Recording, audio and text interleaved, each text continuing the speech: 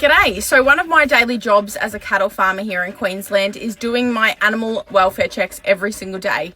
I will check on my animals every single day. If I can't do it every single day, I'll do it every second day. Can't do it every second day, I'll do it every third day. I'll check on them as often as I can because something can very quickly go wrong. There could be a snake bite. They could be stuck in the fence. They could be in the fucking neighbours, for God's sakes. That's not gonna end up well. So these are a few things that I check when I am checking my cattle.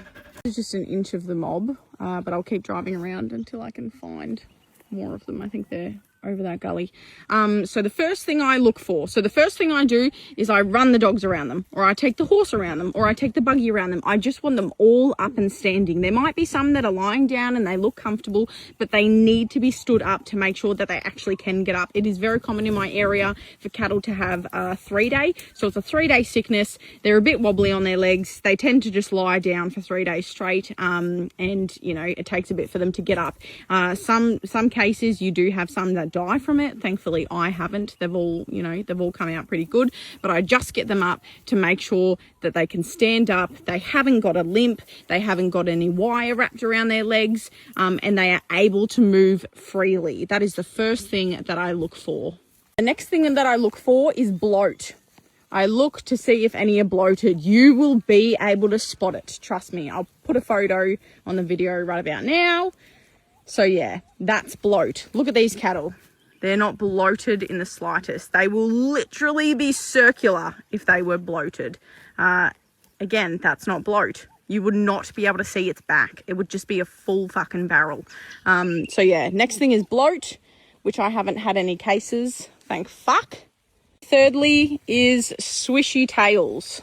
So I want to see how often they are flicking their ears and they're swishing their tails. If it is very frequent, they have flies irritating them and they are not happy. Now this is pretty good. These ones were drenched, a few weeks ago, end of September. So they should be pretty good for a hot minute still. But once they get flicking those tails very fucking often, they're too irritated. They need to be drenched. Last thing I look for is their eyes. I'm looking into their eyes. I'm seeing if they look like they're crying. A lot of people think that they're crying. They're not crying. Their eyes are just irritated. It's like when you get a bit of dust in your eye. So a few things that could do that. Flies. Number one, buffalo fly. I'll give you the perfect example. That one right there. See the irritation, the red at the end of their eye? That's the buffalo fly. They will irritate them, so the cattle need to be drenched from the buffalo fly because all they've got is their ears to flick them away. Now, they can also have something that Oi, get out of it, you bastards! Get out of it! Now, they can also have something that is pink eye, so I will attach a photo right about now. Yeah, that's pink eye. You'll be able to spot it. So that means that something has poked them in the eye. It's irritated their eye. They could have a grass seed in their eye. So then you need to get them into the crush. There's another one. You need to get them into the crush and you need to actually physically pluck that grass seed out. It could be dust. It could be grass seed. You know, if they have pink eye, you need to treat it. You need to get them into the crush. If it's simply just irritated by dust, which I'm taking it, that's what that one is. Because, you know, it hasn't got sunken eyes. It hasn't got a pink eye. Yeah, those are the things I look for. If there's something wrong with their eyes, they can go blind. You don't want your cattle to go blind. So yeah, those are just a few of the things. Now I'm going to suss out where the hell the rest of the cattle are.